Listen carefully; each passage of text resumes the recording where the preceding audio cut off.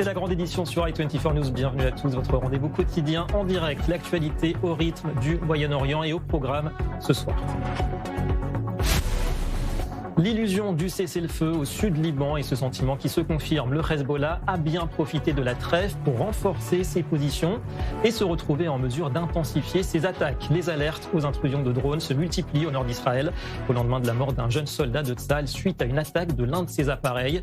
Des drones difficiles à repérer et un défi tactique pour l'armée israélienne qui fait dire au leader de la milice pro-Iran, Naïm Qassem, que le Hezbollah est invincible. Alors conviction réaliste ou pari risqué pour un Liban lassé des conflits à répétition.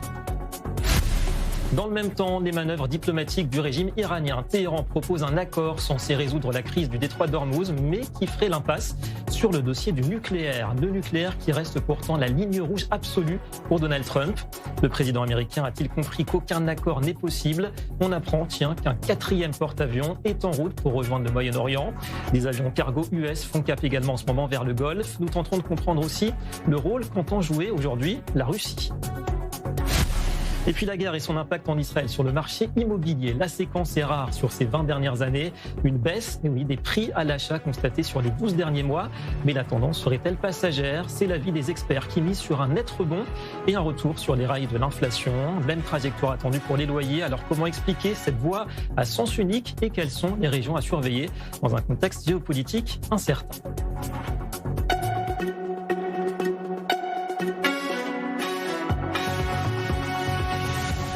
Voilà pour le sommaire, bonsoir à tous. Le front nord en Israël s'enfonce apparemment dans une zone grise explosive. Officiellement, cessez-le-feu en vigueur, mais dans les faits, un bras de fer qui n'a fait que se durcir au cours des derniers jours entre Tsahal et le Hezbollah libanais. On part tout de suite prendre le pouls sur le terrain et c'est Mathieu Winding qui est notre envoyé spécial ce soir dans le nord d'Israël. Bonsoir Mathieu, en direct de Nahariya. Nous sommes au lendemain, Mathieu, de la mort d'un soldat de Tsahal.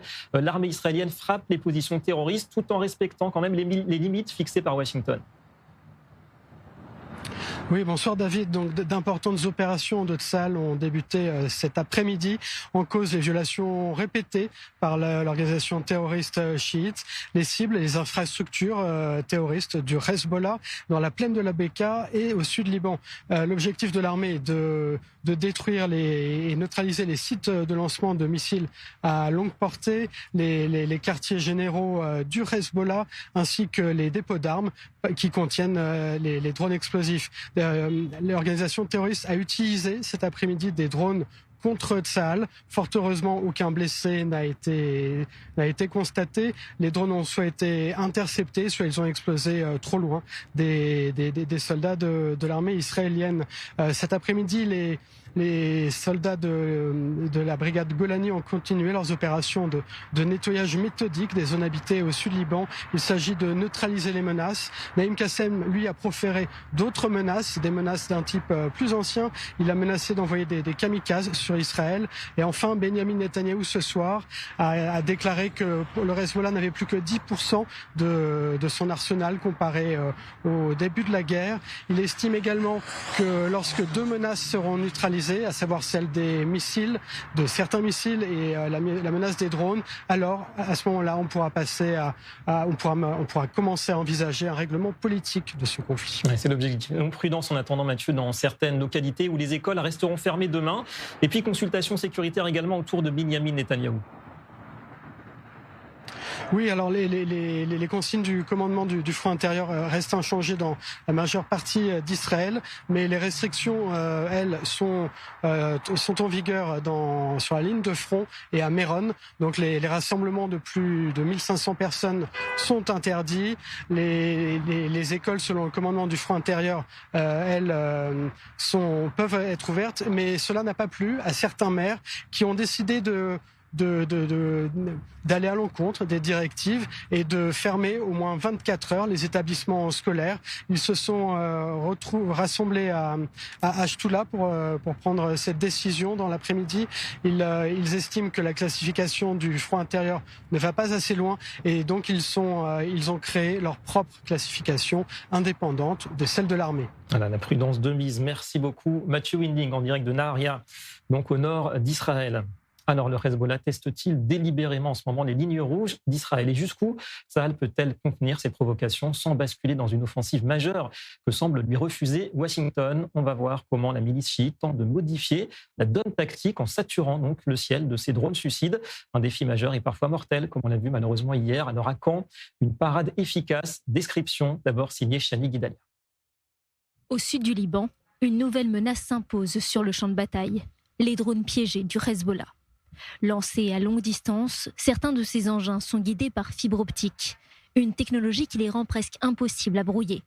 En effet, les drones à fibre optique ne reposent pas sur des ondes radio, ce qui rend leur interception particulièrement complexe. Dimanche, alors que le cessez-le-feu était censé être en vigueur, une attaque meurtrière est menée près du village de Taïbé au sud du Liban. Le sergent de Tsahal, Idan Fox, 19 ans, est tué. 6 autres soldats sont blessés, dont plusieurs grièvement. Immédiatement après cette attaque, 2 autres drones sont lancés.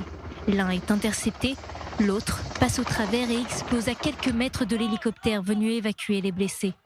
En réponse, les soldats ouvrent le feu en direction des drones pour tenter de les abattre avant qu'ils n'atteignent l'appareil. Par la suite, Tsahal a lancé des frappes contre des infrastructures du Hezbollah dans le sud du Liban par voie aérienne et terrestre. Objectif, réduire une menace en pleine expansion. Le Hezbollah lance ses drones depuis des zones où l'armée israélienne n'est pas présente. Ces drones peuvent être pilotés jusqu'à 15 km et transporter plusieurs kilos d'explosifs. Le drone transmet au passage des images en temps réel jusqu'à l'impact. Cible privilégiée, les forces au sol, les véhicules blindés et désormais les équipes d'évacuation. Une évolution tactique majeure. Face à cela, l'armée tente de s'adapter. Dômes de fer, hélicoptères de combat, tirs directs, mais la détection reste un défi. Et le taux d'interception varie selon les modèles. C'est une menace qui évolue au fil des combats. Il n'existe pas de solution unique suffisante. C'est pourquoi la réponse repose sur une combinaison de technologies, de renseignements et de réactions rapides sur le terrain. Dans le passé, Tsahal a ciblé des laboratoires d'explosifs où les terroristes assemblaient les charges sur les drones, avec d'autres équipements, notamment des caméras. Sur le terrain, des unités de guerre électronique tentent de faire face à cette menace, tout en comprenant qu'il s'agit d'un défi complexe.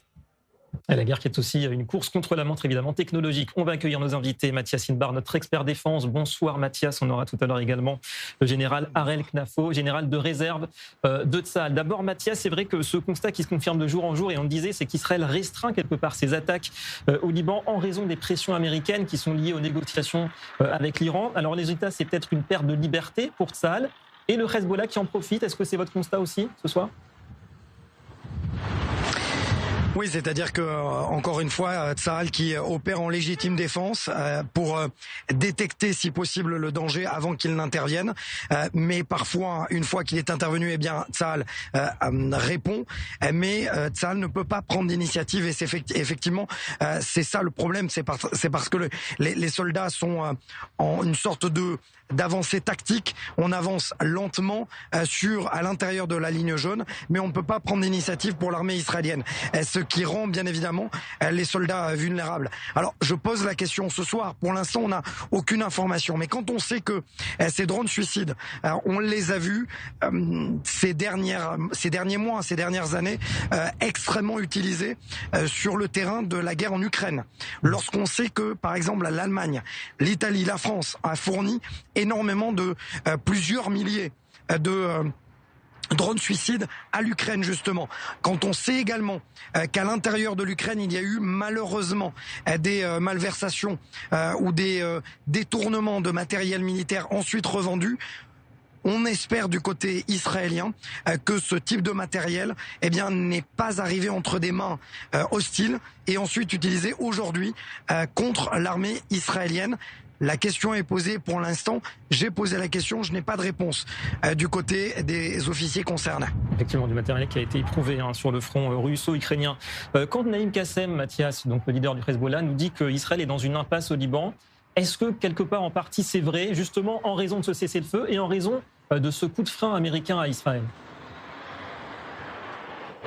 Non, c'est de la guerre psychologique pure. Naïm Qassem sait exactement ce qui lui reste comme force.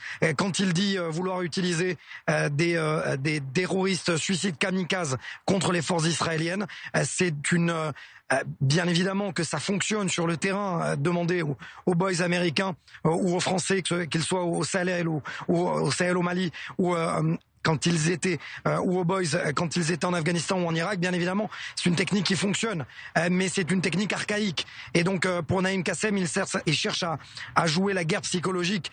Lorsque c'est la raison pour laquelle Benyamin Netanyahu cet après-midi lui a répondu en lui disant aux officiers de l'état-major qu'une fois que le problème des 122 mm des roquettes et que le problème des drones sera résolu, le problème au niveau deviendra politique et non plus militaire. Et donc vraiment, Eyal Zamir répond également à l'instant, au moment où on se parle, à Naïm Qassem en lui disant que Tsahal a obtenu sur le terrain des résultats probants, que ce soit à Gaza, que ce soit au Liban, que ce soit en Syrie, dans cette ligne jaune, et Tsahal ne se retirera pas. C'est exactement ce dont a peur Naïm Qassem, comme a peur Ezzedine al-Haddad à Gaza. C'est le fait que Tsahal reste en position et empêche véritablement le Hezbollah et le Hamas de pouvoir espérer à nouveau prendre le contrôle total des zones territoriales sur lesquelles il exerçait sa position. Ouais, Naïm Qassem, on parlait de guerre psychologique, Mathias. Naïm Qassem qui dit que le Hezbollah est fort et impossible à vaincre. Il va falloir prouver sur le terrain que, naturellement, c'est faux. Et c'est évidemment dans la mesure de Tsahal qui est arrivée prochainement. En fait, tout va dépendre bien évidemment, et vous avez raison de dire que il y a une corde pour l'instant qui est attachée au bassin de l'armée israélienne et qui est tendue par les États-Unis. Tant qu'il y a un cessez-le-feu, le cessez-le-feu ne va pas pouvoir durer éternellement. C'est aussi ce qu'ont déclaré les responsables israéliens, et bien évidemment qu'à un moment, l'armée israélienne va devoir mettre la pression sur les responsables israéliens pour que eux-mêmes mettent la pression sur l'armée américaine. Joseph Aoun ne peut pas vraiment utiliser un double langage. Il ne peut pas dire certains font un coup d'État dans le pays. Il part du Hezbollah, mais dans ce cas-là, s'il a le courage de le dire, qu'il dise le mal, c'est le Hezbollah, le mal, c'est l'Iran. Et tant que c'est le cas, eh bien, Tsahal effectivement pour l'instant est bloqué. Le jour où Tsahal pourra agir nettement sur le terrain, il ne restera plus de Hezbollah. Effectivement, avec en attendant ce défi effectivement des drones qui nuisent à Tsahal sur le terrain. Merci Mathias de rester avec nous. On va parler du Liban, puisque c'est le point maintenant sur ce dossier important. Où en sont les pourparlers en plusieurs temps? On le sait au Pakistan. Énième coup de bluff du régime des ayatollahs. Téhéran aurait proposé un compromis incluant une résolution de la crise du détroit d'Ormuz, tout en esquivant royalement la question du nucléaire. Alors qu'en dira Donald Trump?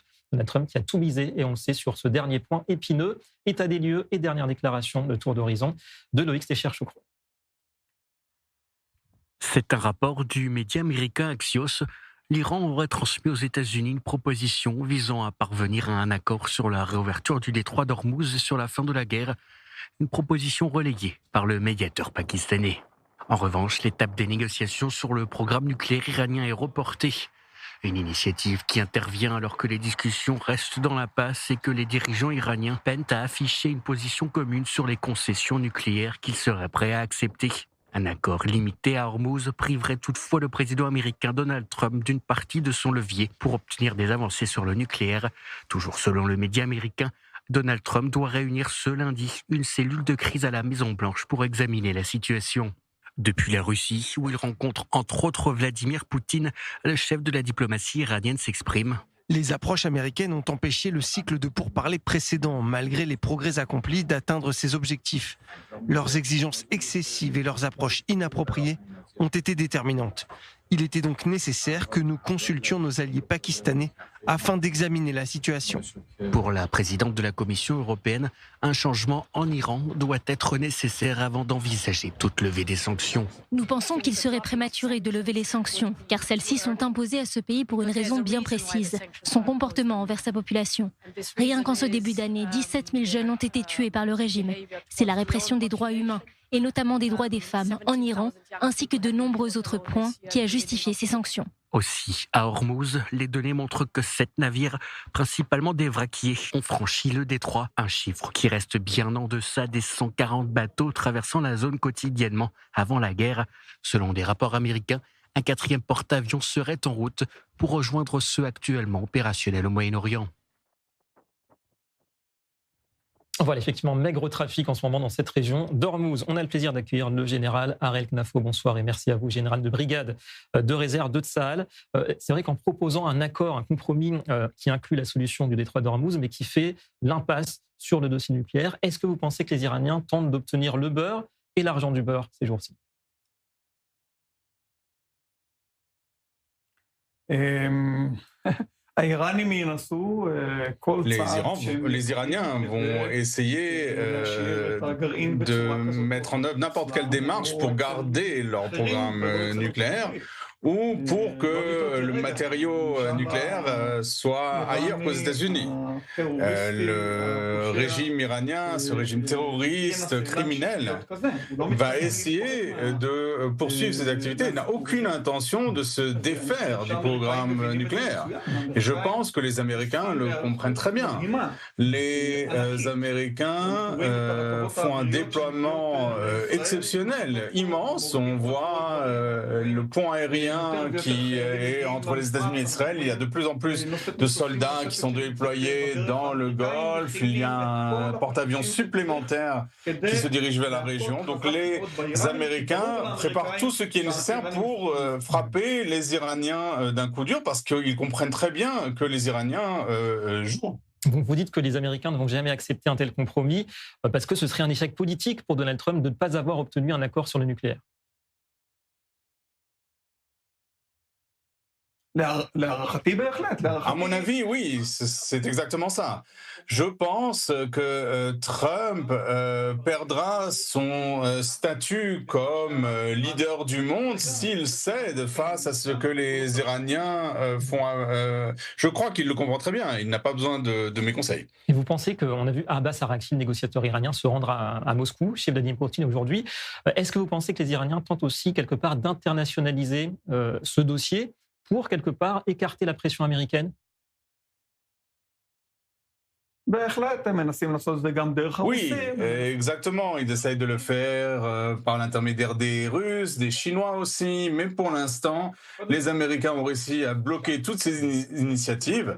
Alors, d'abord, ils ont fait un coup d'échec en bloquant eux-mêmes le détroit d'Ormuz. Ensuite, il y a eu un accord avec les Indonésiens pour faire passer les navires. Et en fait, ils ferment l'Iran complètement. Et les Russes ne vont pas agir parce que les Russes ont besoin que les Américains ne poursuivent pas des sanctions contre la Russie. Et en fait, la Russie bénéficie du fait que les Iraniens mènent la guerre en Iran. Donc je ne vois pas du tout pourquoi les Russes seraient impliqués de manière importante. Et d'ailleurs, s'il y a des systèmes russes qui sont déployés par l'Iran dans le détroit d'Ormuz, eh bien, on sait très bien y faire face. Donc tout le monde est prêt effectivement à une reprise des hostilités. Merci beaucoup, général Knafo. Mathias Inbar, ce que disait le général, c'est-à-dire qu'il y a une réalité militaire avec ces mouvements, on l'a vu, d'avions cargo américains qui font route en ce moment vers les Émirats et le Qatar, et puis un 4e porte-avions quand même qui se dirige aussi vers la région. Est-ce que tout cela nous indique que Donald Trump ne croit plus en la diplomatie? Là, il est déjà en train de préparer le prochain round. Oui, non, pas encore. Pour l'instant, Donald Trump laisse encore la place aux négociations, laisse en place encore à la possibilité de forcer le régime à plier. Pour l'instant, ce n'est pas le cas, mais toujours est-il qu'il a encore le temps. Et ce qui est intéressant, peut-être que vous pouvez, je ne sais pas si votre invité va rester juste après mon intervention, mais ce qui est intéressant, c'est que cet après-midi, j'ai eu un briefing avec un haut responsable du commandement central américain qui me disait que il y a la possibilité du côté israélo-américain de voir que, on le sait, le dossier libanais est lié, en tout cas le dossier du Hezbollah est lié à celui des Iraniens, et que si jamais Tsahal frappe fort le Hezbollah, parce que le Hezbollah viole continuellement cet accord de cessez-le-feu, l'Iran n'aura pas d'autre choix que de tenter le tout pour le tout, parce qu'il perdra aussi une sorte de pression avec le dossier du Hezbollah, et l'Iran pourrait là aussi être poussé à la faute. Donc c'est très intéressant ce qui est en train de se passer. On assiste à un jeu de négociation et un jeu aussi d'échecs, militaire. Voilà, Donald Trump qui n'a pas tout à fait fermé, malgré les apparences, la porte à la diplomatie. Merci beaucoup Mathias Idbar, merci encore à vous, Général Harel Knafo. Et ce soir, un gros plan sur les effets concrets et parfois mesurables de l'étranglement de l'économie iranienne, puisque c'est l'autre levier de pression, évidemment, en plus du militaire exercé par les États-Unis. Bonsoir Loïc Stecher-Chokron. Loïc, dégradation rapide, on le voit bien, de la situation en Iran, destruction, chômage de masse, et c'est la marge de manœuvre, là aussi, du régime qui est censée se réduire mécaniquement.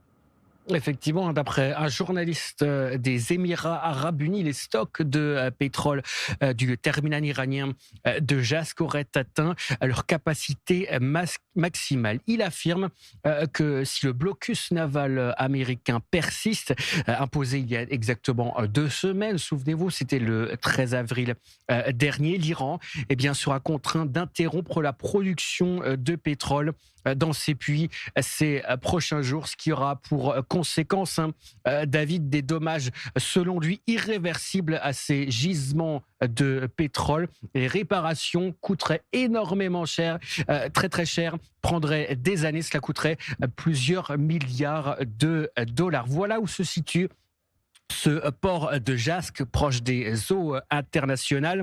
Alors selon les données, les pertes quotidiennes, cette fois à l'échelle nationale de l'Iran, s'échelonnent entre 400 millions de dollars jusqu'à 435 millions de dollars, et cela par jour, ce qui pourrait également causer d'autres répercussions, évidemment un effondrement quasi total des recettes pétrolières, de fortes pressions économiques et bien sûr, pourquoi pas contraindre l'Iran à négocier ou encore aggraver la situation économique du pays. Pour rappel, l'Iran est sous embargo et sous sanctions internationales depuis les années 1980.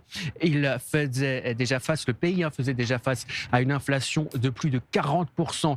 C'était en 2024. Le FMI, cette fois-ci, pour cette année, prévoit une inflation de 68%. Et dans le même temps, les États-Unis menacent de s'en prendre également aux banques chinoises, les alliés de Téhéran. Des chiffres assez édifiants. Merci beaucoup, Loïc Stecher-Chokron. Alors, asphyxie, réelle ou pas, comment les ayatollahs vont-ils réagir à cette situation? 3 questions ce soir pour un expert.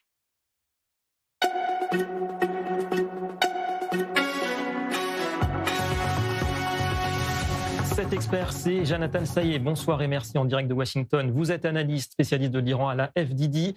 Alors, d'abord, dans quelle mesure cette crise autour de l'énergie iranienne, elle aggrave ou pas d'ailleurs le déclin économique qui touchait déjà, et on sait bien, la monnaie, l'inflation, l'emploi ou même l'industrie? Est-ce que tout cela est vraiment de nature à fragiliser le régime indépendamment de l'issue militaire, même si le régime a prouvé, on le rappelle, sa capacité de résilience?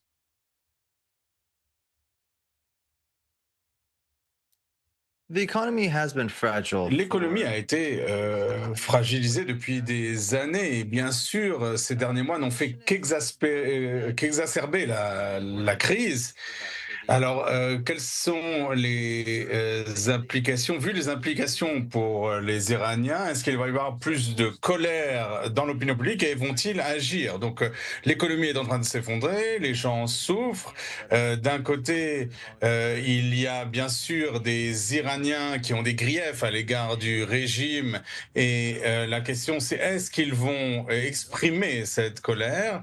Et d'un autre côté, il y a aussi les militaires qui risquent de ne pas avoir leur salaire, cela risque de créer une fracture. Mais il faut, comme toutes les politiques économiques, que ce soit à long terme. Et la question, c'est va-t-on voir des concessions ou juste un chaos à l'intérieur de l'Iran? Alors c'est ça la deuxième question justement. Est-ce que d'après vous, cette conjoncture, elle va pousser l'Iran à négocier ou plutôt à se battre?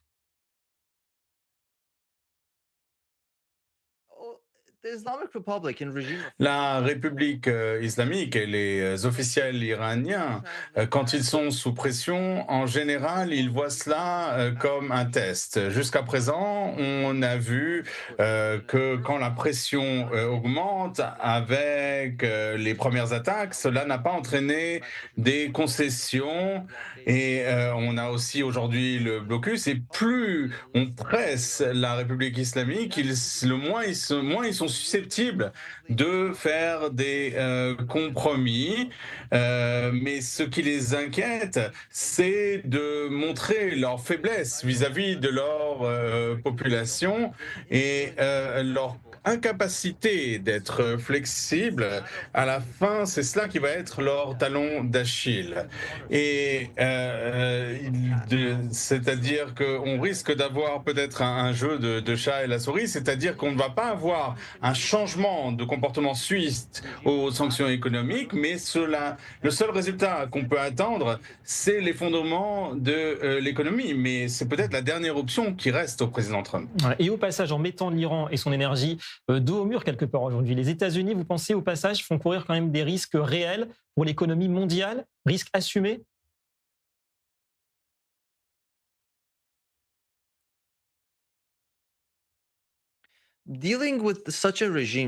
Faire face à un tel régime qui a le plus grand arsenal du Proche-Orient, ça n'est pas quelque chose d'aisé, tout le monde le comprend.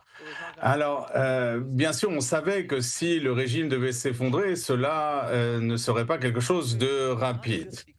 Et il y a cette pression dans les rues, mais on ne voit pas non plus les manifestations parce qu'il n'y a pas nécessairement de soutien de l'Europe. Les Iraniens, les Européens vont continuer à tenter d'apaiser Téhéran. Donc oui, cela aura un effet sur l'économie internationale, mais pas à cause de la campagne militaire elle-même, mais parce que on n'a pas de leadership occidental, mais à cause des répercussions sur les livraisons de pétrole.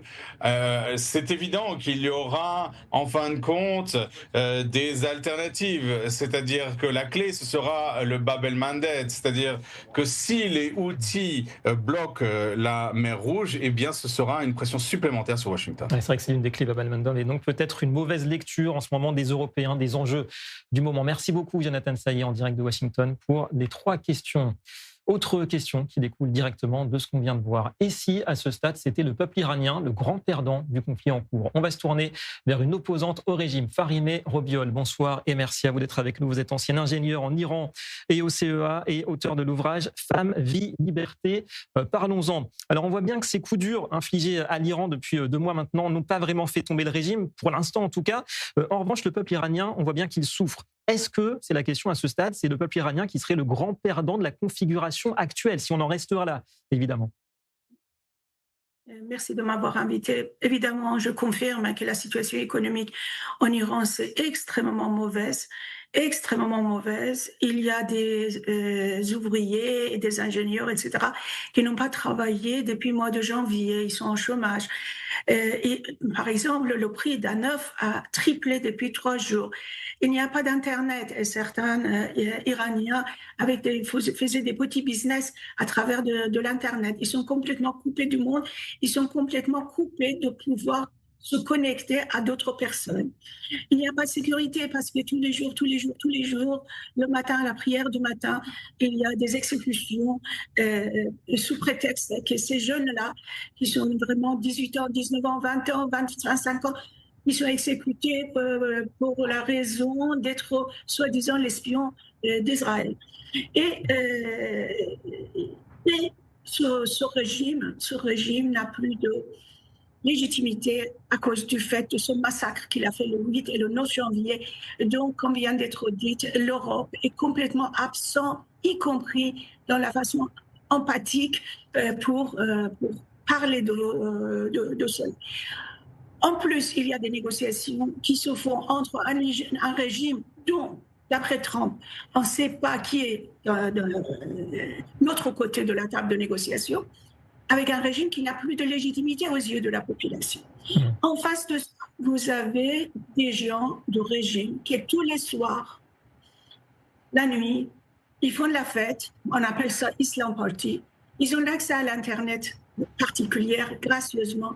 Ils ont leur salaire, ils ont leurs médias dans leur sens. Ils ont tout ce qu'il faut qui fait finalement les gens ne peuvent plus sortir de chez eux pour faire une contestation. C'est des Hashd Shabi, c'est des Hezbollah, c'est des Fatemiyoun et c'est des Pakistanais qui sont là, armés jusqu'aux dents, femmes, hommes, enfants, en train de faire peur à la population.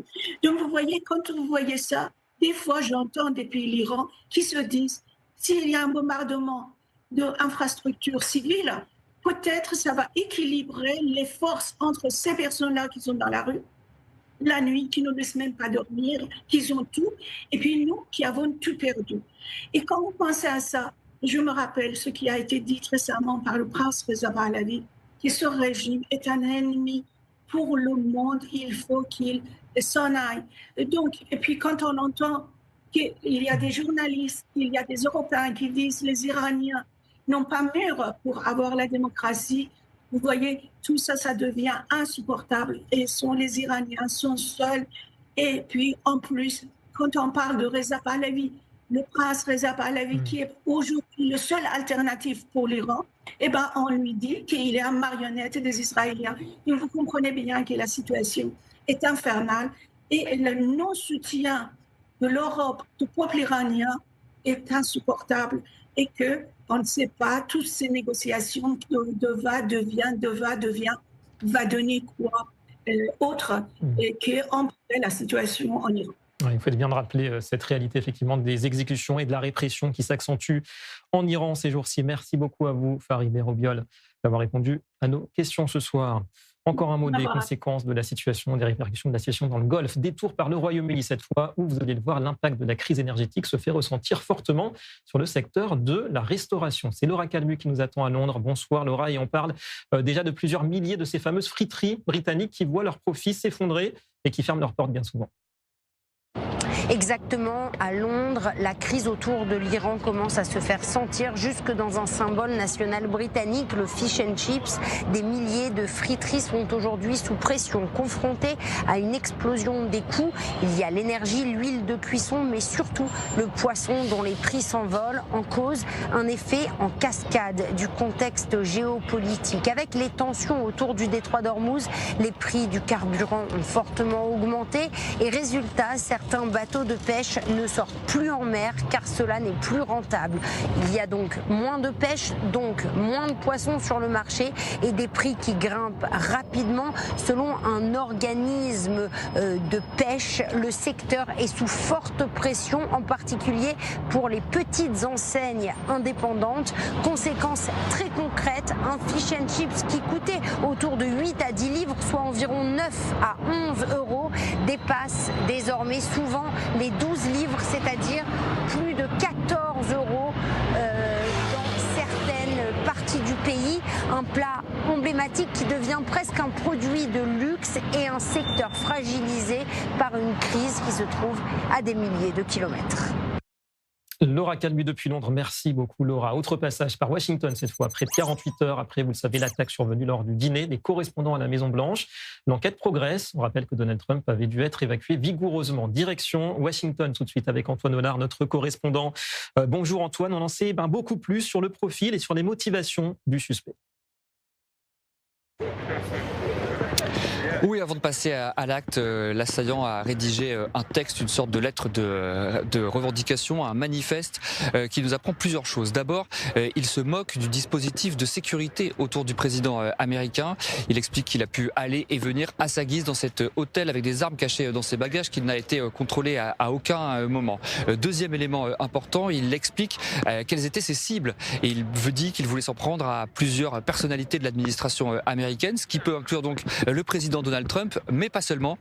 On rappelle que pendant qu'à cette soirée de gala étaient invités des ministres de premier plan, notamment Marco Rubio, le chef de la diplomatie, ou encore Pete Hegseth, le ministre de la Défense. Et puis enfin, troisième élément, eh bien, dans ce manifeste, il exprime un peu ses motivations, qui sont clairement des motivations politiques, même si elles sont exprimées de façon assez brouillonne.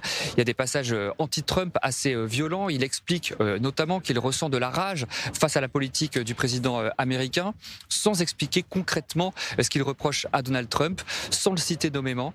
Il compare Donald Trump à un violeur et un pédophile. Alors, ce qui est intéressant, c'est que Donald Trump a été interrogé précisément sur ce passage hier lors d'une interview sur CBS, et Donald Trump s'est agacé, plus que cela, même il a violemment répondu à la journaliste en disant que c'était indigne de sa part de citer ce texte qui a été écrit, dit-il, par une personne malade.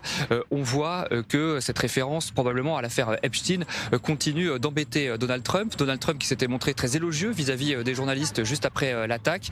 Il avait loué la couverture médiatique. Il y avait une sorte de trêve depuis plusieurs jours entre Donald Trump et la presse, une trêve qui s'est donc terminée hier soir avec ces attaques violentes de Donald Trump contre cette journaliste vedette de CBS. Merci Antoine pour ces précisions depuis Washington. Revenons en Israël, quelques mots de politique à présent.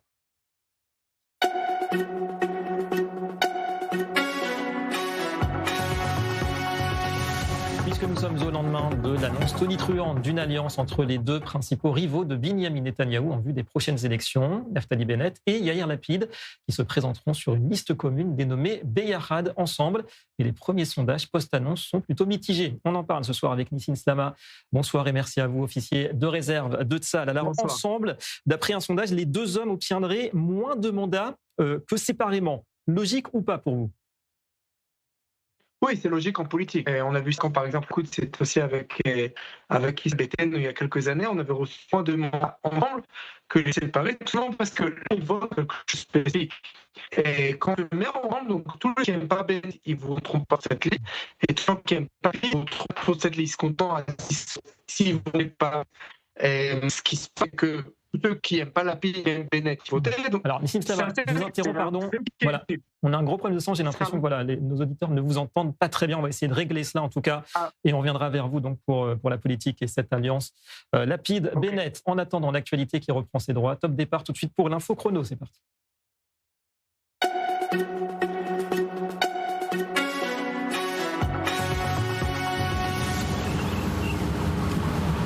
Brièvement.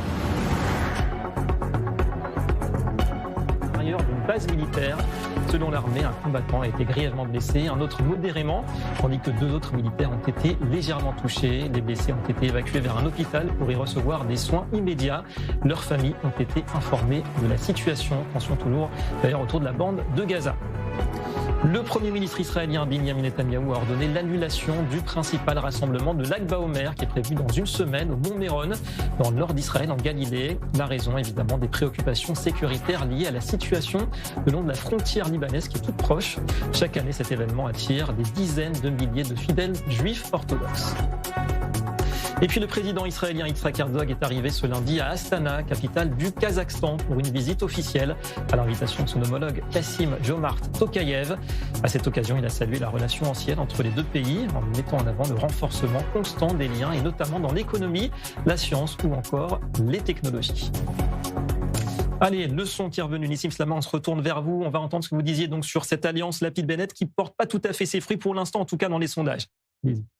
Oui. Donc, j'espère que cette fois, on m'entend. Et c'est tout simple. En politique, de manière générale, on l'a vu plusieurs fois. On a vu ça avec le Likoud d'Israël Béthène il y a quelques années. Deux partis qui vont ensemble reçoivent moins de mandats que quand ils vont séparer. C'est très simple parce que les gens qui n'aiment pas l'un des partis pourront voter l'autre quand ils vont séparer. Par contre, quand ils s'associent, en fait, on récupère les malcontents de Bennett ne voteront pas pour cette liste, les malcontents de Lapid ne voteront pas pour cette liste. Contrairement s'ils courent de manière divisée. Mais le calcul, là, il est différent. Le calcul est d'avoir le maximum des voix de tout le camp, on va dire le camp non-Bibi, le camp anti-Bibi ou le camp de gauche, d'avoir le maximum de voix, surtout avec les accords entre les partis, les accords de surplus de voix. Vous savez qu'en Israël, au vote, il y a des accords de surplus de voix que deux partis peuvent faire ensemble. Donc les démocrates de Yair Golan avec les partis arabes, avec la liste unifiée arabe, et le nouveau parti de Bennett et Lapid avec le parti de Gantz ou de Eisenkot, a priori, avec le parti de Eisenkot. de manière à que aucune voix de ce camp de gauche, de ce grand camp, ne soit perdue dans les élections.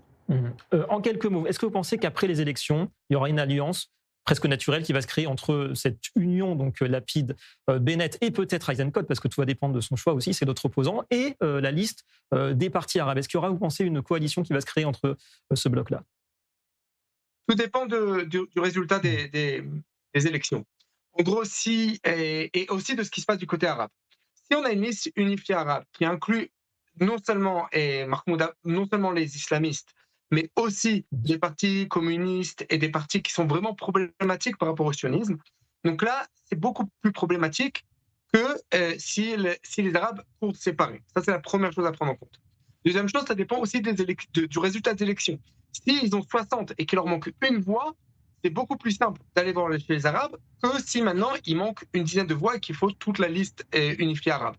Donc en gros, c'est vraiment quelque chose qu'on ne peut pas savoir d'avance s'ils vont aller automatiquement vers les listes arabes ou pas. C'est pas quelque chose qu'on peut savoir de manière automatique.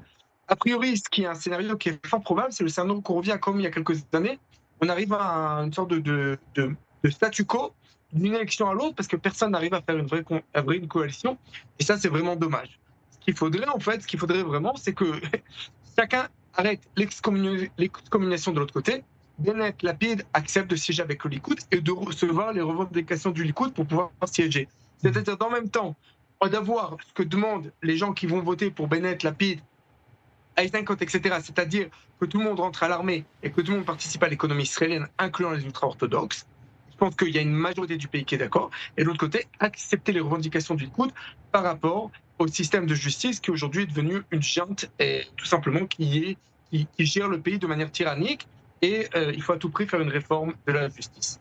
Donc, après, le problème, c'est que personne n'accepte les revendications de l'autre côté. Ouais, on est quand même très loin, il faut le dire, d'une coalition Likoud et ce duo Bennett-Lapid à surveiller, on ne sait jamais. Je parle de ce qu'il faut, pas de ce qu'il va y avoir. Hein. Je pense que si aujourd'hui on fait un sondage en Israël, il y a une bonne partie du pays qui accepterait et qui serait très heureux d'avoir ce genre de coalition, une large coalition sioniste, de droite, de gauche, et de centre-gauche. On ne peut pas vraiment parler de gauche quand on parle de Bennett et Lapid.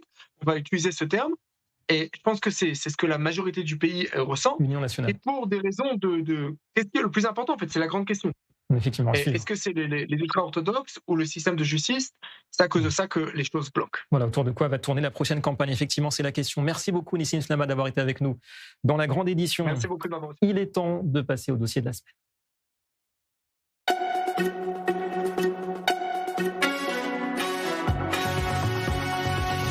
On poursuit donc deuxième épisode, Washington-Ankara, deux piliers de l'OTAN, mais surtout deux tempéraments qui se cherchent, qui se défient. Oubliez la diplomatie classique des communiqués officiels et des protocoles feutrés aujourd'hui. Le sort de Gaza ou même l'avenir géopolitique du Moyen-Orient se joue sur une ligne directe, celle qui relie le bureau ovale au Palais Blanc d'Ankara. Comment Donald Trump et Recep Tayyip Erdogan, deux leaders aux égos aussi puissants qu'imprévisibles, sont-ils en train de redessiner la carte de la région en court-circuitant au passage leurs propres administrations?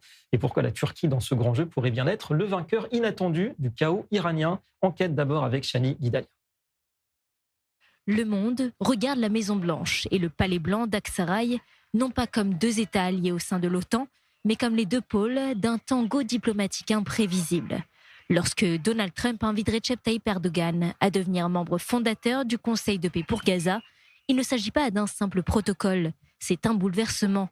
Washington choisit de court-circuiter ses propres canaux traditionnels, le Pentagone et le département d'État, pour privilégier une diplomatie de leader à leader.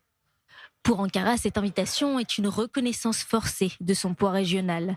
Erdogan, qui a longtemps fustigé l'Occident sur le dossier gazaoui, se retrouve propulsé architecte du plan de reconstruction américain. Est-ce un piège pour aligner la Turquie sur les intérêts de Washington? Peut-être. Mais pour Erdogan, c'est surtout le moyen d'exister, de sécuriser ses ambitions en Syrie et de conserver son influence sur le Hamas, tout en restant dans le jeu global.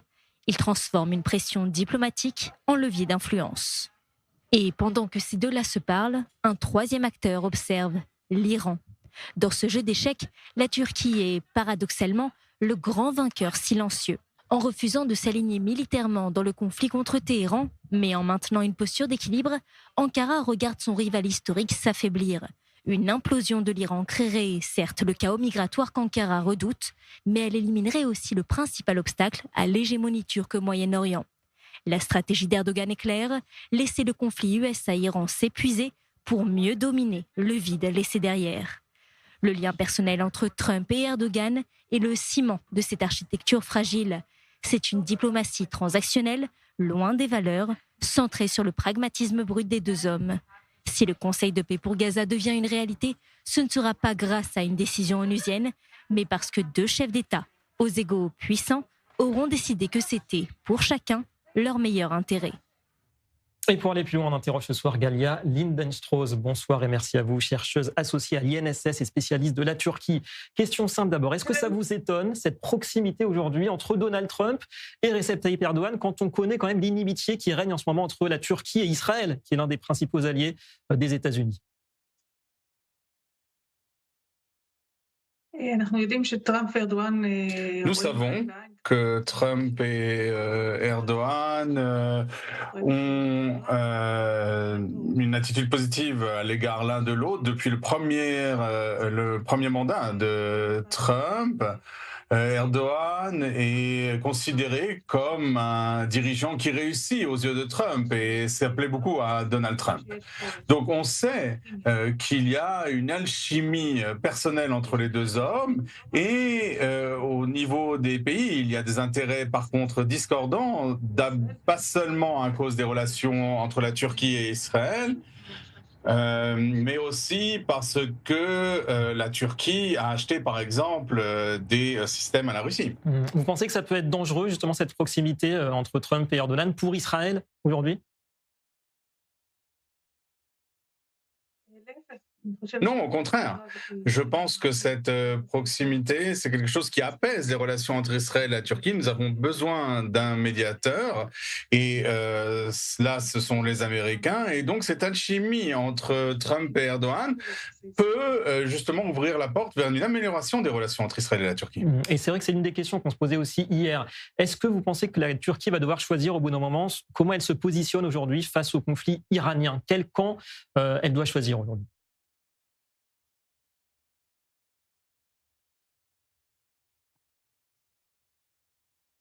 Alors, visiblement, on a une petite coupure avec notre invité.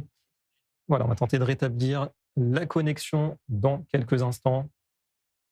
Voilà, c'est pas pour tout de suite apparemment, ce sera pour après. Alors on va parler de la guerre en attendant la guerre et son impact en Israël sur le marché immobilier. Et oui, la séquence est rare sur ces 20 dernières années. Une baisse des prix à l'achat constatée sur les 12 derniers mois, mais la tendance serait-elle passagère? On vous retrouve, Chani Guidalia.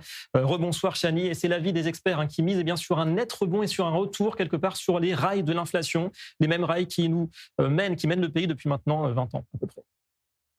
Oui, on observe une baisse des prix en ce qui concerne l'achat. En un an, il faut savoir que les prix de l'immobilier ont baissé de 1,7% et de près de 4% pour les logements neufs. Et ça pourrait être une bonne nouvelle pour ceux qui envisagent d'acheter. Mais cette tendance ne durera pas puisqu'on est sur du court terme et il y a plusieurs facteurs qui pèsent actuellement sur ce marché. Tout d'abord, une offre élevée, un stock important de logements invendus, un rythme élevé aussi de nouvelles constructions et également les conséquences économiques de la guerre. Sauf que à plus long terme, eh bien, la situation pourrait s'inverser. Cette fois, il y aurait plutôt une forte demande, une baisse des taux d'intérêt et donc qui inciterait à l'achat et une reprise économique avec un marché du travail beaucoup plus solide. Donc, conclusion, le marché devrait se stabiliser, voire repartir à la hausse. Il faut savoir que les opportunités immobilières dans les prochaines années ne se situent plus du tout dans la région centre, ce qu'on appelle le Gush Dan, mais beaucoup plus en périphérie. Donc il y a des villes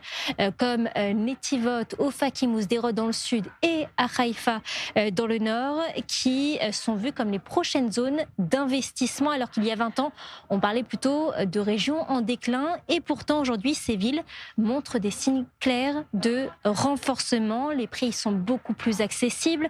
Il y a l'offre de logement qui est plus adaptée au grand public et les infrastructures de transport qui continuent de se développer. Maintenant, concernant les loyers, ils vont continuer d'augmenter. On note plus 6% sur les nouveaux contrats et plus 2,5% pour les renouvellements. Et enfin, en ce qui concerne les investissements locatifs, eh bien, avec des taux d'intérêt autour de 4%, la rentabilité reste limitée, sans compter tous les obstacles réglementaires. Il faut savoir qu'actuellement, environ 30% de la population israélienne ne peut pas ou ne souhaite pas acheter de logement. Et de l'autre côté, les familles recherchent de la stabilité.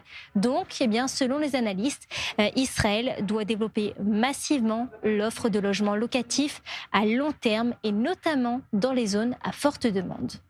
Merci beaucoup, Shani Guidalia, pour tous ces éléments. On interroge ce soir un expert, le docteur Daniel Guggenheim. Bonsoir et merci de nous rejoindre. Vous êtes économiste, spécialiste de la finance. D'abord, question sur cette baisse récente. Bon, c'est vrai que c'est pas une grosse baisse, mais quand même, ça marque une rupture quelque part avec la tendance longue de ces dernières années. Est-ce que vous diriez que c'est la conséquence directe de ce climat, de cette atmosphère de guerre et de conflit autour d'Israël ? Oui, il faut préciser, et les spécialistes de l'immobilier le disent depuis très longtemps, en fait, la baisse est beaucoup plus forte. Pourquoi ? Lorsque maintenant, souvent, je parle pour les appartements neufs, un promoteur propose de vendre un appartement, il donne des avantages à l'acheteur qu'il ne donnait pas avant. Je donne un exemple. Il lui dit, tu n'as besoin de payer au début que 10, 20%, alors qu'avant c'était beaucoup plus. Donc, la personne n'a pas besoin de prendre un emprunt hypothécaire jusqu'à ce qu'il est là-bas. Ou bien il dit, tu sais que au moment où tu rentreras, alors moi je te rendrai de l'argent. Des tas de combines, des choses qui n'étaient pas prévues à l'origine. On considère que, en vérité, les prix ont baissé en 2025, sur cette période que vous dites jusqu'à avril maintenant, d'à peu près 10%, à cause des raisons que je viens de dire. Parce qu'il faut prendre également tout ce qui est financier. La preuve, d'ailleurs, on le voit, maintenant, on a eu tous les résultats des bilans des sociétés cotées à la bourse. Il y a beaucoup de sociétés immobilières cotées à la bourse et tous parlent de cet aspect financier, qu'ils donnent des cadeaux à ceux qui achètent. Et d'ailleurs, l'autorité des marchés financiers a obligé les entreprises à préciser combien ça représente pour les promoteurs, ce genre de cadeaux. Donc, il faut dire que la baisse est encore vérité plus forte que ce que la statistique dit. Donc, une vraie baisse. Maintenant, oui, je vous laisse poursuivre. Pardon, non, allez-y. Non.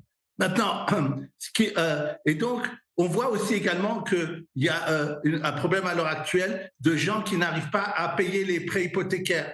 Donc, on ne sait pas, très très bel exposé qu'a fait votre journaliste et beaucoup de choses sont très très bien et une bonne analyse, mais je ne sais pas pour l'avenir si ça va stabiliser ou reprendre parce qu'il y a quand même plusieurs éléments qui font, comme je vous ai dit, le fait que les Israéliens ont été endettés par la guerre, etc. Et donc, il fait que je ne sais pas si c'est vraiment ça va augmenter, ce stock dont elle a parlé va vraiment descendre. Pour l'instant, il ne fait qu'augmenter et ça pèse pour les promoteurs qui sont justement, pour ça, baissent en vérité les prix de la façon dont je vous ai expliqué. Donc vous nous décrivez quelque part un marché qui est fragile, qui est instable, avec ses doutes sur la capacité de remboursement de certains Israéliens. Donc vous diriez qu'on est peut-être, paraît-il, sur une tendance à la baisse plus longue, qui va être plus longue que ce que nous disaient les experts à l'instant, à savoir un rebond qui va arriver rapidement. Vous ne partagez pas cet avis, vous ? Voilà, je pense que le stratagème qu'on a parlé ici des finances ou de donner des choses en plus va continuer parce que ils se sont pris dedans. Il y a un problème ils ont besoin de vendre. Il y a un problème de flux de trésorerie chez les entreprises. On le voit, ils le disent dans leur bilan et c'est pas du jour au lendemain que ça va changer. Donc je pense que qu'il n'y aura pas normalement d'hausse importante. Mais pour vous, globalement, cette baisse, elle est saine pour l'économie d'un point de vue global ?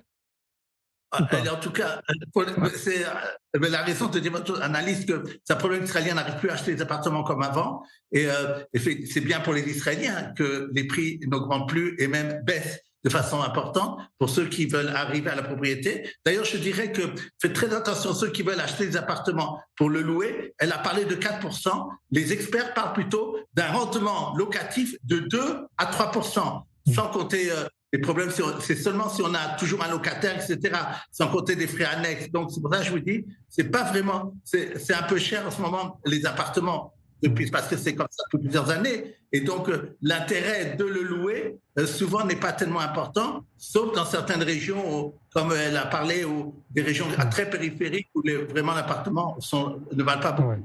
Donc une correction du marché. Alors justement, vous parlez de géographie de l'immobilier. Quelles sont les grandes tendances, on va dire région par région, on va dire Tel Aviv, Jérusalem pour les grandes villes, et puis ensuite Haïfa et aussi le sud. Qu'est-ce que vous diriez sur ça, en quelques mots? Alors effectivement, j'ai vu que surtout à Tel Aviv, les prix ont plus baissé. Jérusalem, il me semble que c'est assez stable. Et effectivement, ce qu'elle a dit, dans les régions sud, ce qui est intéressant, c'est des villes, comme elle a dit, Netivot et Ofakim. C'est vraiment maintenant, il y a beaucoup d'achats qui sont faits là-bas, ils construisent énormément là-bas. Et il faudra voir aussi ce qui peut se passer d'ailleurs en Judée-Samarie, parce que le ministre des Finances, Smotrich, annonce beaucoup d'investissements là-bas, et surtout des investissements routiers qui pourraient attirer beaucoup de gens, si jamais les prix sont en conséquence. Ouais, attractivité de la Judée-Samarie. Pour conclure, vraiment en quelques mots, tout va dépendre de quoi d'après vous? Est-ce que c'est le contexte sécuritaire ou c'est surtout les politiques de taux d'intérêt en Israël? Non, les taux d'intérêt ont fait que les gens ont moins acheté, c'est clair. C'était le but d'ailleurs. Et c'est pour ça qu'on a cette situation, comme je vous ai dit, que maintenant, en vérité, les prix ont baissé beaucoup plus, même 10%, que ce qu'ils ont annoncé. Maintenant, bien entendu, la situation sécuritaire est très importante. Par exemple, on cherche beaucoup des appartements à Mamad, où il y a un abri dans l'appartement même. Cela valent plus. Mais évidemment, on est tenu à ce qui va se passer au point de vue géopolitique. C'est évident que ça va jouer comme toute l'économie. Et là, il y a beaucoup d'incertitudes, effectivement. Merci beaucoup à vous, docteur Daniel Guggenheim, pour cette analyse.